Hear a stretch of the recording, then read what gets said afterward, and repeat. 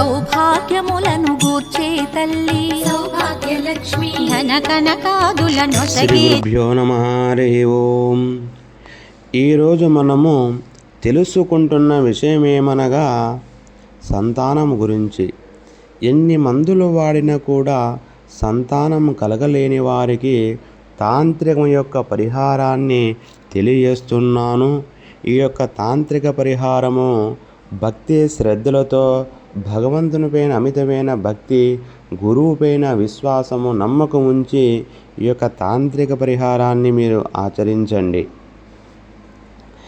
ఎన్ని మందులు వాడినా సంతానం కలగలేదని బాధపడుతున్నవారు ఆదివారము ఉత్తర పలుగున నక్షత్రం రోజున ఆలయంలో కానీ వ్యవసాయ పొలంలో కానీ వేప చెట్టును చూసుకోండి.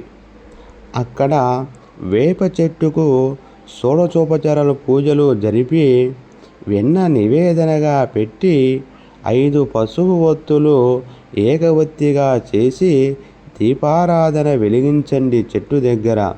అలాగే 2 పండ్లు, 3 తమలపాకులు, 2 ఒక్కలు, 11 రూపాయలు దక్షిణగా అక్కడ చెట్టు దగ్గర పెట్టి నివేదనగా పెట్టండి.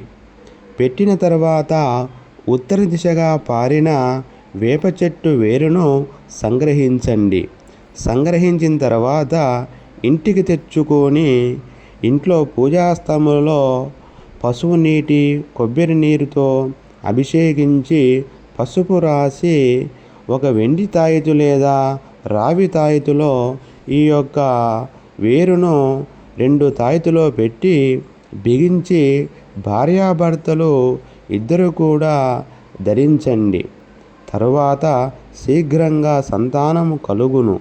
అయితే పరిగడుపుణ్ణే ప్రతిరోజు కూడా వెన్నను మింగటము ప్రతినిత్యము చేయాలి.